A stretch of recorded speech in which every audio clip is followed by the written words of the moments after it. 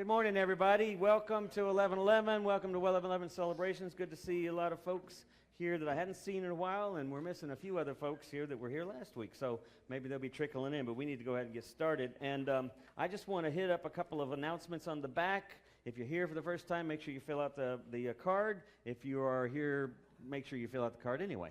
And then bring it forward here if you haven't. I see there's a bunch already in the basket, but bring it forward during our offering time. A couple of quick headlines. Our notices in the back, if you'll turn over your bulletin. The First Focus surveys, the Focus First surveys, they've extended that deadline, still trying to get more of the surveys in. So if you haven't done that, please go online. You can find it, or there's a link right there.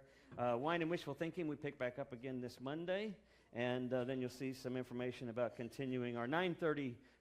It's an interesting class called First Talks, where we bring in both speakers and sometimes just facilitate TED Talks. Different topics each Sunday, always interesting, always engaging from lots of different perspectives. So it's just good, open conversation about interesting ideas. So hope you can be a part of that. Those are our main announcements, other than we have started bringing in, I don't know if you're drinking coffee at this hour, we have decaf as well, but we've started bringing in some coffee from Avoca. Some of y'all know Avoca. It smells better than our church coffee. It also tastes better, and we have caffeine decaf back there, so I invite you to always go back and get some of that. And then, of course, we're doing our name tags, just because it's nice to be able to kind of look at a face and try to remember a name. Although, as I understand, we have had a few folks offering that you could write whatever name you want to on there. So in spite of what I try to do, I'm not in control of this thing. No. Well, you were never hired, so I can't fire you.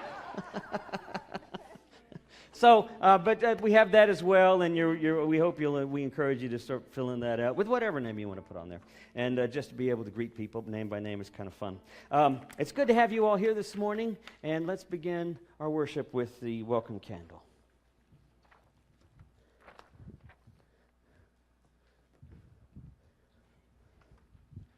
Our welcome candle is burning. Join me in our welcome statement.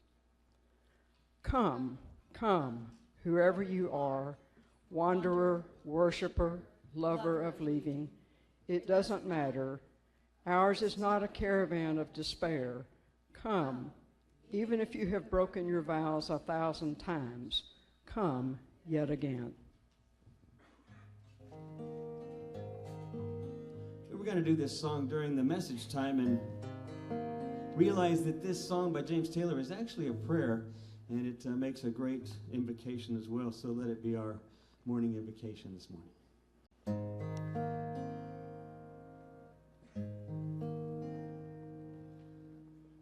Source of all we hope or dread, sheepdog, jackal, rattler, swan, we hunt your face and long to trust that your hidden mouth will say again, let there be light, a clear new day. But when we thirst for this dry night, we drink from hot wells poisoned with the blood of children. And when we strain to hear a steady homing beat, our ears are balked by stifled moans and howls of desolation from the throats of sisters, brothers, wild men, clawing at the gates for bread.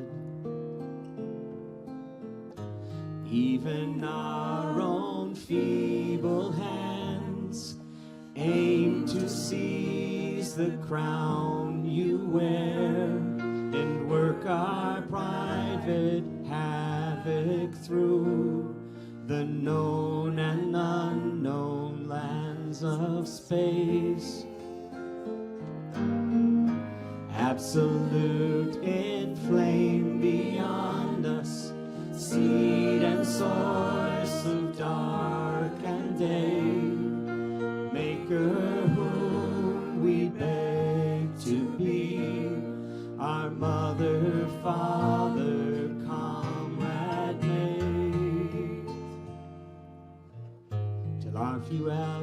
dreams blow to dust or form again in wiser lives.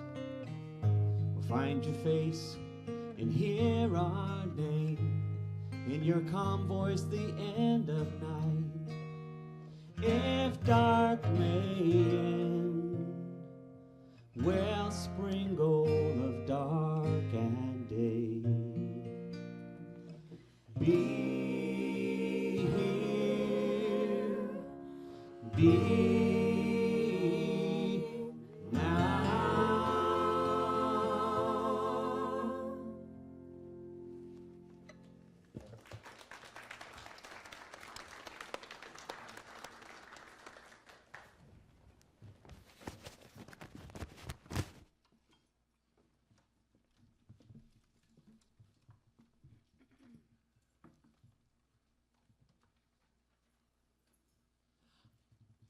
I want to invite all you good people to stand and sing with us now, would you please? And it's also time for our offering. If you brought one, you can bring it to the table. Here we go.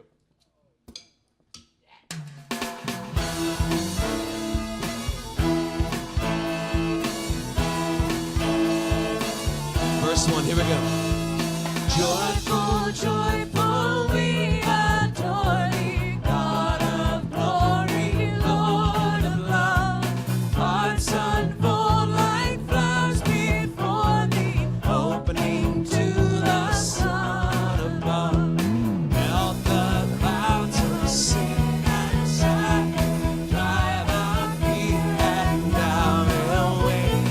Give our immortal gladness, fill us with the light of day. Horns!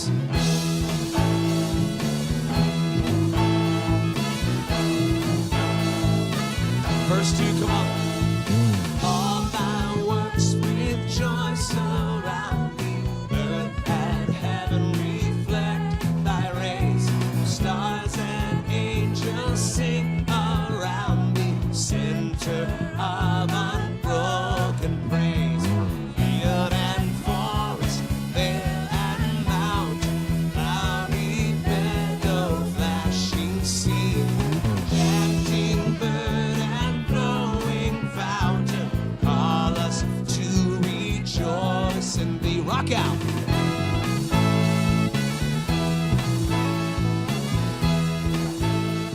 Verse 3 all together. Mortals join the mighty chorus, which the morning stars began. Love divine is reigning o'er us, binding all within its span. Ever sing, moving on, victors in the midst of strife. Joyful music leads us onward in the triumph song of life. Go!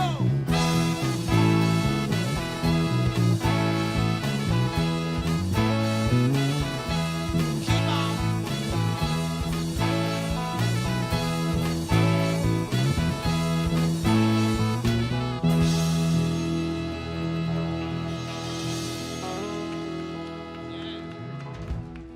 Rocking the hymns right there.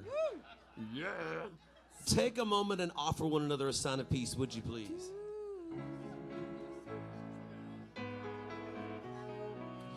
We're hymn rockers.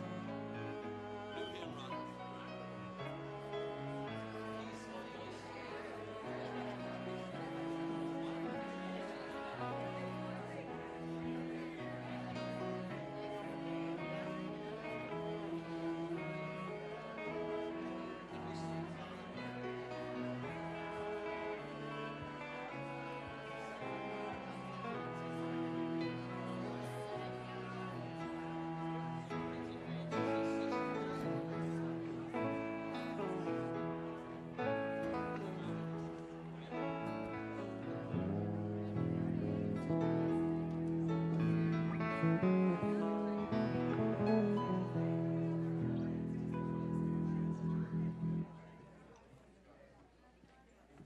So this morning we are actually kicking off our stewardship our church stewardship financial campaign, and we've asked different folks throughout the coming weeks to speak to their involvement here and what it is that inspires them. And I was excited when we'd invited Brad Baker to come up and speak with us. And so, Brad, come on up. Thank you. Yeah.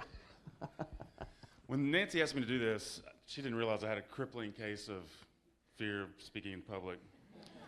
So in college, when I did this, my communications professor told me, just envision everybody in their underwear. So, Tom, that's why I'm not looking at you. So.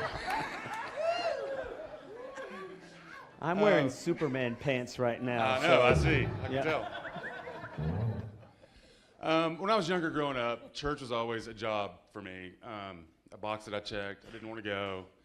And when I got older, it was the same way. And then until we found this church. And 1111 is such a blessing. We love everything about it, from the music to the people, even to Tom is great.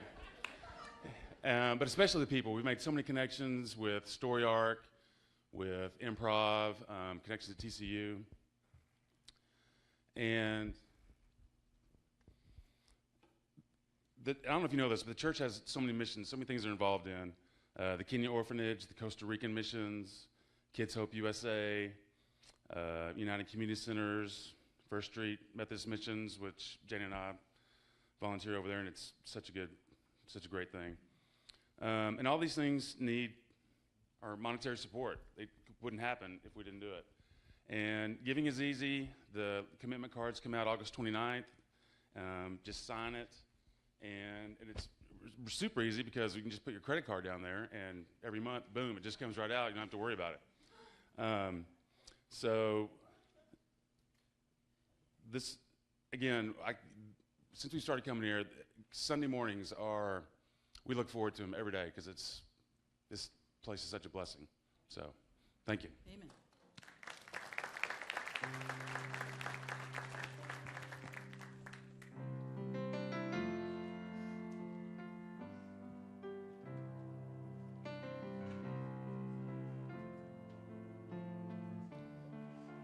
I'm going to invite y'all to sing with us.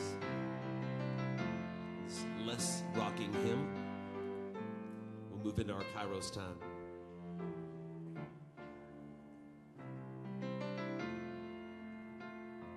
Here we go. Come, O light, illumine my darkness. Come, O light, revive me from death. Come, O healer, heal my crying. Come, O Spirit, come. One more time with some pizzazz. Come, O light, illumine my darkness. Come, O light, revive me from death. Come, O healer, hear my cry. Come, O Spirit, come. Doxy.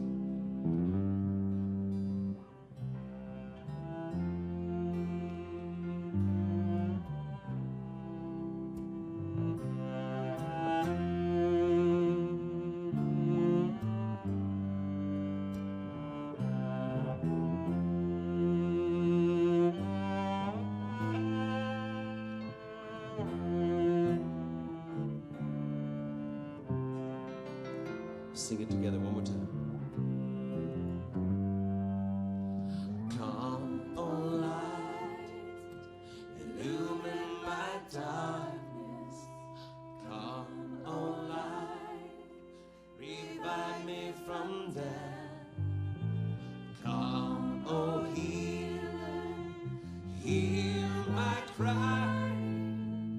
Come, O Spirit, come.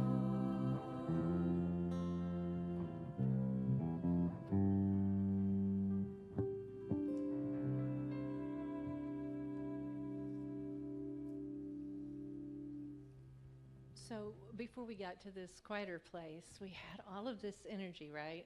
We were rocking the hymns. We were passing the peace. Brad was being wonderful Brad right in front of us. And so we are slowing down a little, and I'm going to ask you to close your eyes and get comfortable like we always do. And so this is a pause, but it's not without excitement. So please just get comfortable. I hope your heart's beating kind of fast, actually, because we've had so much loving energy around us already. So close your eyes, find the rhythm of your breath, please. And take this quiet time just to be excited that we are here, to think about the joy of each other, the joy of our shared breath,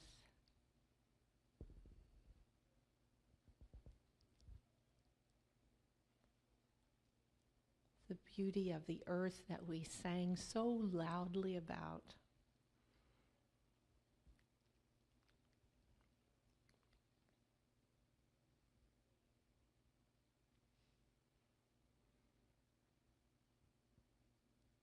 And so we take this moment just to notice all of that, to not let it just rush by us, but to capture it for a bit.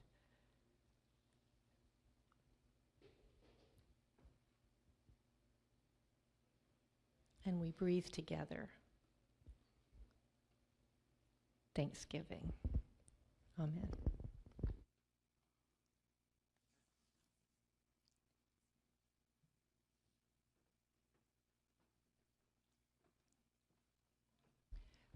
Please listen now to a reading from the Old Testament, from the book of Exodus. I am the Lord your God, who brought you out of Egypt, out of the land of slavery. You shall have no other gods before me.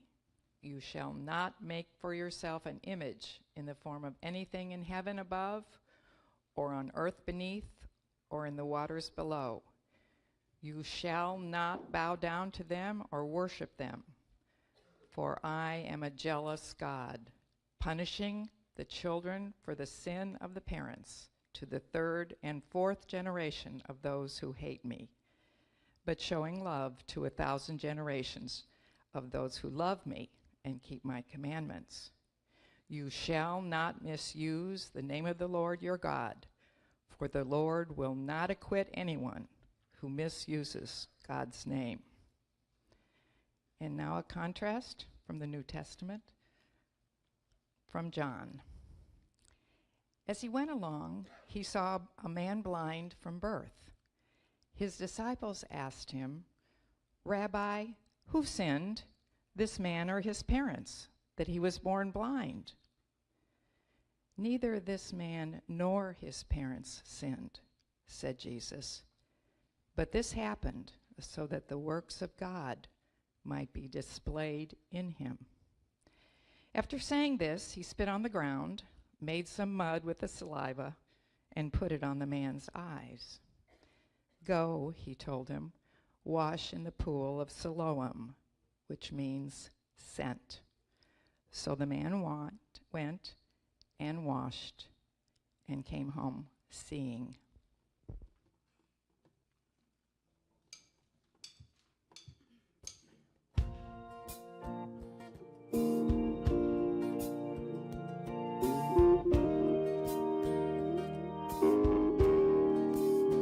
Sunday morning, I heard the preacher say, "Thou shalt not kill." I don't wanna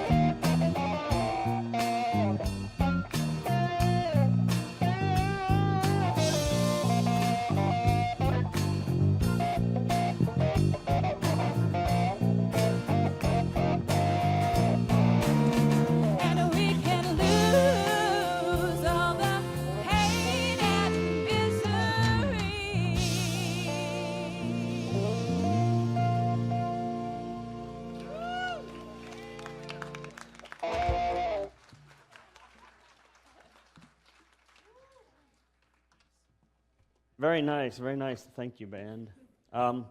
So we're finishing up. Well, actually, we got one more Sunday for this series on the Ten Commandments, and this morning we're kind of exploring this idea of having no other gods, this idea of idolatry. I love these two texts.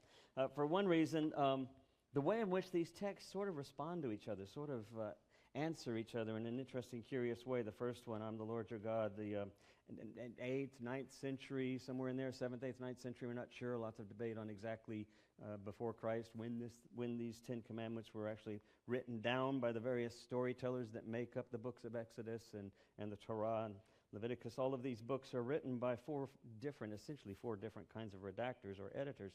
So we're not sure exactly when, and yet it's clear that there's this sort of rule-oriented way of life that distinguishes the Israelites from the rest of the people, the Hittites, the Canaanites, the rest of the people that are in the Mesopotamian area.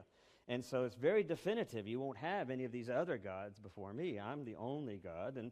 And then if you do bow down to these other gods, then it's going to be rained on. These sins will visit thousands of years from now, thousands of generations upon generations. And then you come down to the story with Jesus and the disciples who are sitting here arguing, and some of the legal people come up to him and say, okay, so this man's blind, so whose fault is it? Which generation was it that the sin occurred in this man's past, that he's now suffering because of the sins before?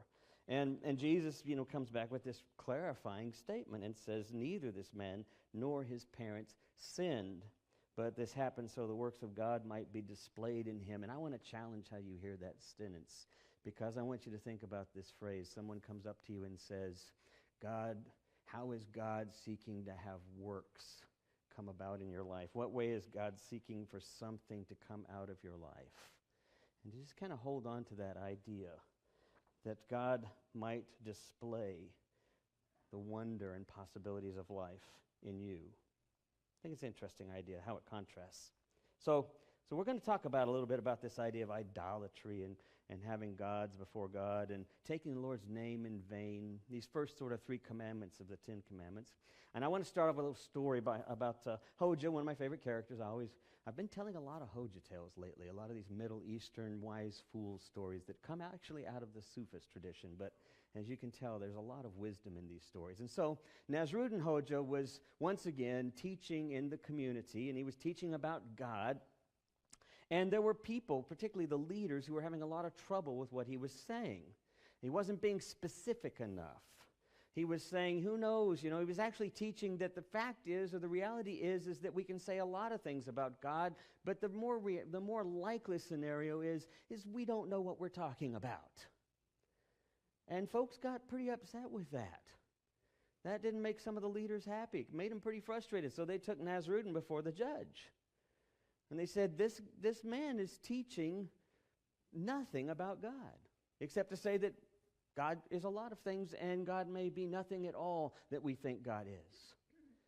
The judge says, well, Nasruddin, what do you have to say for yourself? And then Nasruddin said, well, I wonder if I could get some paper and some pencils. So they went and got some paper and pencils. And then he handed a piece of paper and a pencil to each of those who had accused him. And he said, I'll answer your question, but I wonder first if you would write down your answer on your piece of paper and then hand it to the judge to this question, and that is, what is water? So they sat down and they each wrote down an answer. And when the judge got all the pieces of paper, the judge read them out and said, well, water is a combination of hydrogen and oxygen. He put another piece of paper and looked at it and said, well, water is liquid. It's what rivers are made out of. Put down that paper, came up with another one. Sometimes water is a solid form, it's ice. Sometimes it's a misty gaseous form. Read another piece of paper, water is something we don't have near enough of. Read another piece of paper, it said water is what we're mostly made out of. Every single piece of paper had, oddly enough, a different answer for what makes up water. But here's the thing, Nasruddin looked at the judge and said, Your Honor, I think it's interesting that the people who have accused me that I can't really speak to what God is can't really come up with a single definition for water. They have multiple definitions for what water is, and this is something they use every day. And God is something for which we have very little idea or know exactly how to see, if any of us have ever seen God, which I would wager we have not in the way we think. And so Nasrudin was once again set free and back to teaching, much, of course, to the frustration of others. I want to read to you something that Martin Luther wrote. He wrote this. I want to read it primarily because next week is the anniversary, 500th year anniversary of the Protestant Reformation. I believe it's the 27th, actually, of October, but we're celebrating it on the 29th. And so, you know, when he wrote, you're familiar with, he wrote the 99 Theses, I believe, 99, something thereabouts. There's actually debate on how many theses. 95? Yes. There's actually debate on that. And he wasn't also the very first person to put the thesis up, but he was the one that was most recognized. Apparently there was a lot of debate going on back in those days, which makes sense, right? 95 theses don't come out of nowhere, right? They come out of a struggle with trying to understand the nature of God and our relationship to God in the midst of life and in the midst of sort of power struggles. And power struggles play a huge role in our understanding of God. We don't have to look around too much to notice how that gets manipulated right and left. So this is what Martin Luther King wrote in something he called the Large Catechism. And the Large Catechism, and it begins with a reflection on the first commandment. You are to have no other gods. That is, he says, you are to regard me alone as your God. What does this mean, he asks. How is this to be understood? What does it mean to have a God? And what is God? And then he says, answer. A God is the term for that to which we are to look for all good, and in which we are to find refuge in all need. Therefore, to have a God is nothing less than to trust and believe in that one with your whole heart. As I have often said, it is the trust and faith of the heart alone that make both God and also an idol. If your faith and trust are right, then your God is the true one. Conversely, where your trust is false and wrong, there you do not have to have the true God. For these two belong together, faith and God. Anything on which your heart relies and depends, I say that is really your God. So he provides this answer that sadly for me is not an answer. It's an assumption. It's a presumption that everyone knows exactly what he's talking about. Right? Everyone knows what he means when he says, if it's trust and faith, if your faith and trust are right, then your God is the true one. But do we know what faith and trust being right means? That was part of the problem with the Catholic Church in the Protestant Reformation. The Catholic Church at the time knew what was right and wrong. Protestant Reformation began to question. Where does the questioning stop? Maybe the better question is, where should it keep going? I told this story, and I won't go into all the detail because I know that everyone in here read my blog post, right? Right, everyone in here read it, and you're all looking at me like, yeah, whatever, okay. And I've had people say, look, man, I'm not going to read your blog post if you're going to tell the story that you write in your blog post. I'm just not going to read it. So I'm caught in this quandary now, right? Do I tell it because over half of you didn't read the blog post, but there's at least a third of you or so that did read the blog post, and you've already got the spoiler alert. And so I'll just summarize that it was my first experience with my questions about God, and I was in the third grade, and my uncle took me to see a wrestling match, and I went to see Chris Von Erich. How many of you remember Chris Von Erich? I went to see Chris Von Erich as he wrestled with Spoiler 1 and Spoiler 2. And it was a winner-take-all championship kind of match, 1 against 2. And it was a great, exciting event. We went to Will Rogers Coliseum. My Uncle Mac took me and my brother there sometimes. And of course, it was thrilling. You know, there's this whole culture around the wrestling matches and stuff. And it's just this wonderful drama that takes place. And Chris Von Erich, of course, famous for the claw, right? The iron claw. And so just as the drama begins to pound, and as, of course, he's about to be defeated, and the two are double taking him and about to defeat him, that's when he's hit the ground, and the ref is about to count it out, and then you see that arm come up, right? You see the arm come up, and the whole crowd is chanting, claw, claw, claw, right? I mean, there's this community understanding of what happens, even though you sort of subconsciously know the odds are he's going to win. He is Chris Von Erich. It is the claw after all. And not only does he do it with one claw, both hands come up. And he quickly turns on both spoilers, slams them to the floor, and it's over with. And of course, there's all the shouting, and after which I am for some reason equating Chris Von Erich and supreme power with notions of what is God. Because I'd been to my first Sunday school class the week before, and I'm asking questions of, can God beat up on all the other gods? Like, can God beat up Allah? Can God beat up Buddha? Can God beat up all these other guys? Odin. And my uncle is doing the best he can to sort of say, yeah, Tom, that's not really what it's about, but I keep interrupting until finally I asked the question, what about Santa Claus? And he goes, well, now, wait a minute. Santa's not a god. He's a guy. He's magical. He's special. He does really magical things, but he works for God.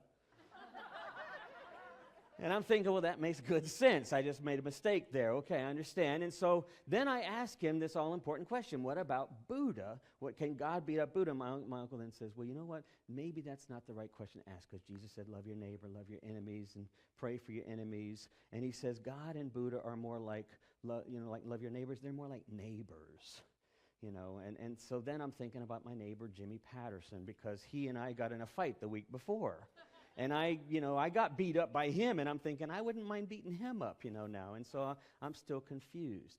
But then I realized, I write that story, and I realized after I had written that story, I realized something really interesting, because I don't know about you, but you've probably been doing the same thing. You've been online, you've been seeing all of the Me Too posts, you've been apprised of the whole Weinert scandal and all of the sexual harassment that's been going on.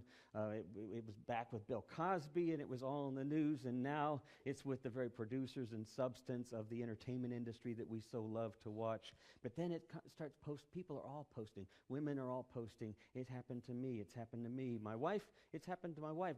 Has experienced it over the years in different church settings. It's all of these folks are posting the Me Too. And I was talking with a good friend and someone who I think of as a mentor in many ways, who it was really interesting to me because I grew up, I went to college in the 70s, right? I went to UT. I went to school in sort of like the heightened furor of the feminist movement, right? I mean, we were just, everything was off the table. We were exploring power, authority, masculinity, misogyny. We were exploring all of this reality. And men, even at seminary, we were told to sit at the back of the room, and women were brought to the front so that women's voices could be heard, and we'd want to interject all the time because we got the answers, And I remember this mentor of mine, and she said, you know what, sometimes you don't need to answer. What's even more important is to just simply stop long enough to ask a question. Because our immediate response is on one side or the other to make a presumption. I'm a feminist. I know what I'm talking about. I've always been an advocate for women. Or have I? Sometimes the response to someone's pain is to simply sit. Sometimes the response to some question about, well, what does this mean? What exactly is God? Who is God? What does it mean to be in these relationships of sin or of worship and all of this presumptive history that we have with religion? Sometimes it's important to simply sit long enough to begin to question assumptions. And that's the challenge I think we find both with this text as well with how we respond to pain and suffering in our world. I heard this wonderful story about this college that's up in Washington, D.C. It's actually a preparatory high school, but it's called a preparatory college. 100 students, mostly students of color, ethnic background, not Caucasian, but of colored and ethnic background. And they only go for 100. And they are always looking for the most at-risk students in Washington, D.C., and it's called the Ron Brown College, Preparatory College. And I heard this interview the other day about it, and it was fascinating because he said something interesting to me. He said, think about most of these kids' backgrounds. Now, if you've been a teacher, you know how difficult it is to teach in a class. Classrooms can be chaotic. Students can be disrespectful. There can be all sorts of anger that comes into the room. And what do you do with all of that anger, right? But it was interesting what they were saying in the interview. He said, the guy that directs it said, so what's going to happen? Because he was working with teachers, and he said, what's going to happen? The student comes in, and they're taking God's name in vain. They're cussing, they're angry, and there's all the bleeps coming out over the radio as he's talking about this. And your first response is what? Well, if you'd been a teacher in a former setting, you're saying that student needs to leave, which does nothing but confirm the narrative that student has lived with all of his or her, or in this case, it's all men, all of his life, right? The guy said to the interviewer, he said, we're not creating a school here to give people who've had or at risk, to give them a leg up. We're not doing that. We're creating a setting that tries to redefine their narrative, to redefine their story, who they are. Because their story has existed always in the context of power and not having power. And so they live a life that is in disruption at home. They live a life where they might not have had any food, might not have had any sleep. Their life is mostly lived in a context of survival from moment to moment, and whatever best way does that. So when they come in, what you're seeing is a disruptive student. What they're subconsciously hoping for, he said, is a safe place to be. The only safe place they have to be. It completely reframes it, right? But you'd never get there without stopping to ask, or unless somebody really helps to lead you there. And that's the challenge with us in our understanding of who God is, or what God is, or how we begin to understand having other gods before God. We're so ready to go there with our presumptions, our histories. I was reading a book called Deviate by a guy named Bo Lato. He's a neuroscientist out of Harvard, and he wrote this wonderful book. I encourage you to check it out, called Deviate, The Science of Seeing Differently. But in there, he talks about the fact that we don't approach anything with a new mind. We can try, but we have to try really hard, and we have to go through a lot of work in order to try to see things, as Meister Eckhart would say, to see things strange. We don't see things strange. We see things based on a history of neurological patterns. We literally work off of neurology. The reason why I can see this microphone and don't even have to think of, oh my God, what have I just picked up? Is because I've neurologically programmed, this is a microphone. It's so familiar, I don't have to even second guess it. The reason why so many people don't like to come to a worship service if it's not black and white, or why people have trouble experiencing, even whether you're if you're atheist or if you're fundamentalist, the reason why that exists is because of this unwillingness to begin to question. Because it's difficult. We start with presumption. What is Humpty Dumpty? What is Humpty Dumpty? What is he? An egg. He's an egg, right? Right? No. Who told you he was an egg? The storybook did. Yeah. Lewis Carroll did in his book, Alice in Wonderland. You go back into the 1640s, he was a canon at the top of St. Mary's Church in Colchester. They called large things Humpty Dumpties that were unmanageable. Sometimes they gave those names to kings even as a mockery. But they were unmanageable large items. And in this battle, the cannon fell from the wall. It was shot down. And the king's men, the royalists, could not get it back up there to defend against the attacking army, and they lost the battle in 1648. And many years later, it gets translated to something else, right? Humpty Dumpty, an egg. Of course it's an egg. What was the fruit that Eve gave Adam, right? An apple, right? No, I mean, of course it's not an apple. There are no apples in the Middle East. You don't find apple trees over there. They don't grow there. You find fig trees, you find pomegranates, you find all sorts of other fruit. But the apple, who got it there? Well, two things. First of all, The word for apple in Latin, in ancient Latin, when Jerome started working, the great writer and transcriber in the 4th century, St. Jerome, he transcribed all of the Bible into Latin text, or the text that they had at the time, into Latin, which was the common language. Well, the Latin word for evil is very similar to the Latin word for apple. But he wasn't saying apple. He was saying don't touch evil and don't offer it, because that's the tree of knowledge. He wasn't saying this is the fruit, it's an apple, don't do that. But it gets translated that way because of John Milton when he wrote Paradise Lost. It gets translated 3 or 4 times in there as an apple, right? So now we've got an apple. Those are just such silly examples of presumptions, but we bring presumptions to everything we do. We bring assumptions to everything we do. How do we begin to deal with this idea of having gods before gods when our very understanding of what God is this idea we've historically brought to this very moment? Meister Eckhart said that if you want to see something and to see it anew, you have to see it strange. And to see things strange takes a lot of practice. My granddaughter, who's not in here, gave me this wonderful image yesterday. We were sitting there at Arts Goggle over on Magnolia Street, and she looked up in the sky and she saw this contrail across the sky, right?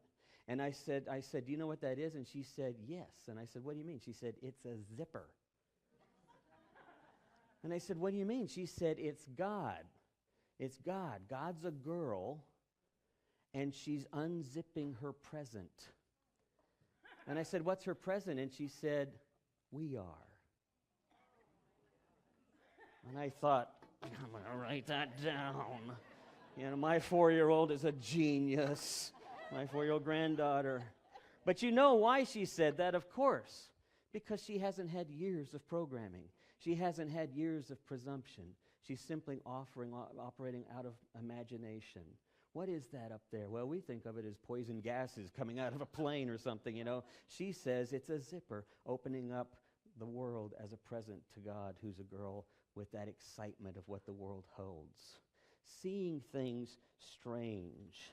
The word notice, I played around with these words, and the word notice means not to simply take notice, like I look over there and I see something all of a sudden. To notice is literally to turn around. It's almost as if to say the same thing as repent.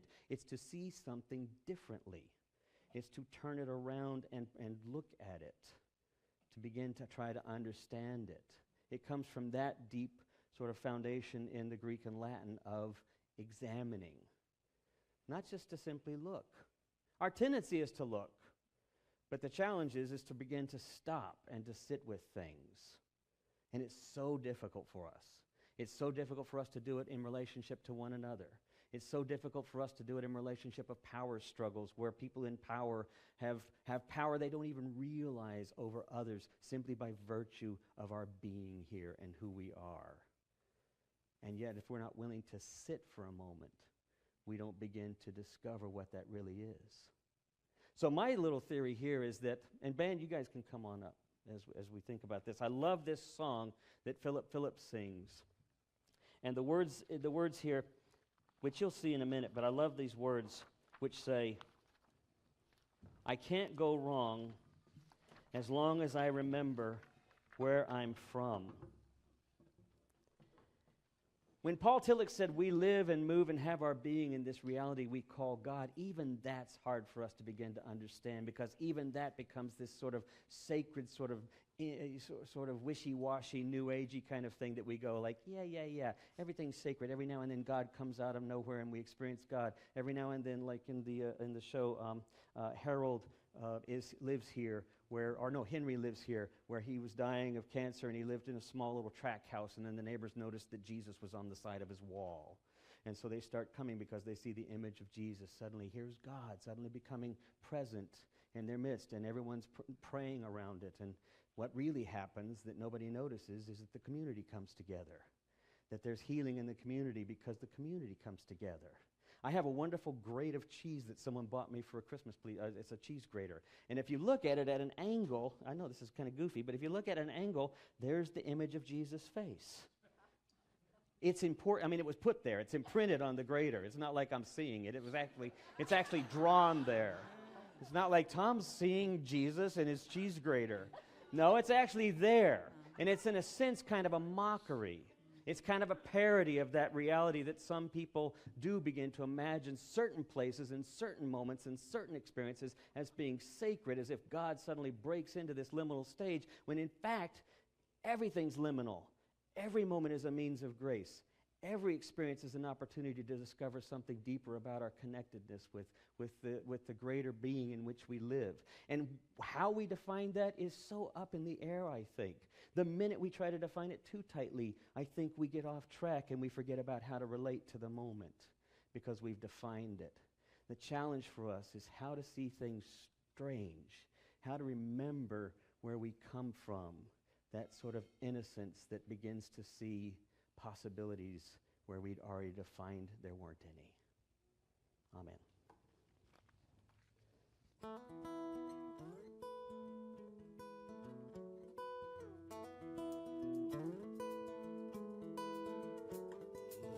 I seen the lights come from flashes in the dark. Feel like a blind man trying to make a new start. I don't know. No, I don't know where I'm gonna go.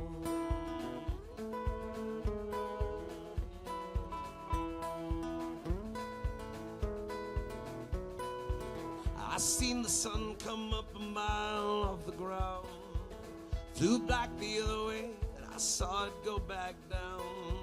I know the days change, but always stay the same. I take the best of what I can from my mistakes, and now I know. Now I know I can't go wrong as long as I remember where I'm from. Hold my head up just to keep it clear. I want a chance just to face my fear, face my fear.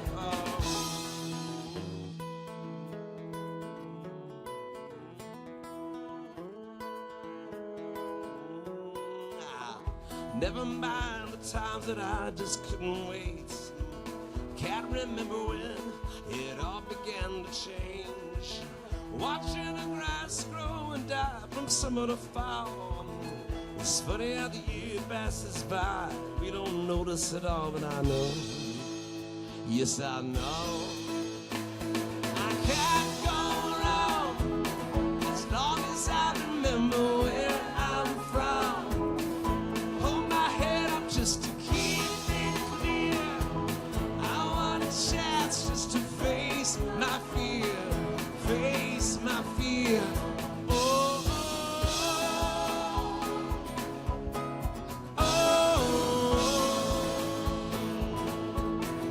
oh,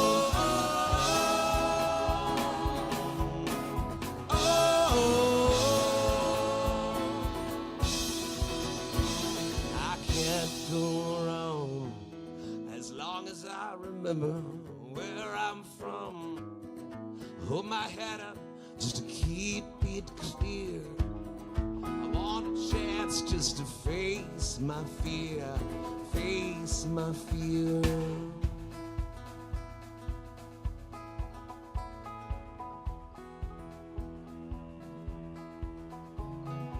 The band is going to play behind us for a minute, and I invite you to take someone's hand.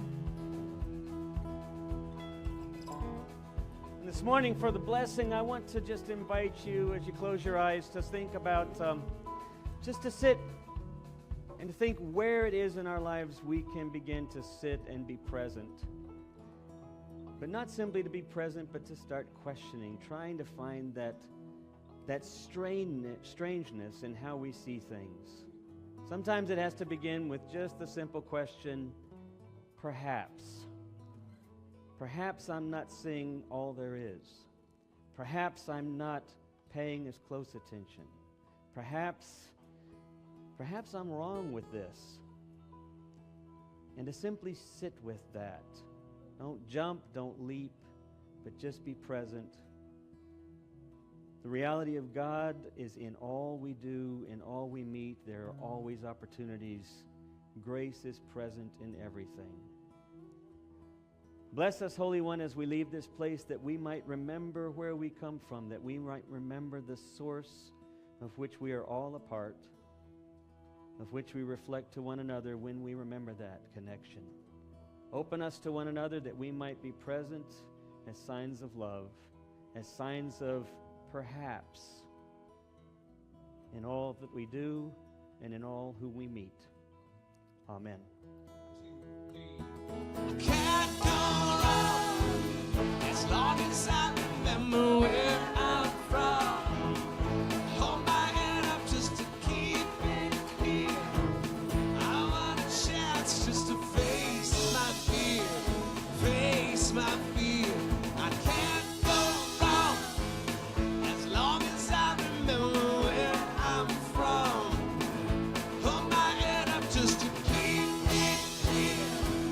I want a chance just to face my fear, face my fear. Oh.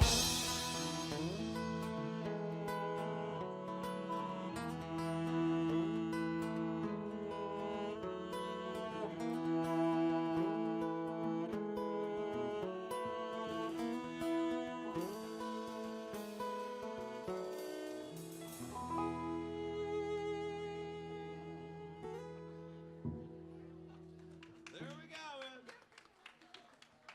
Too soon?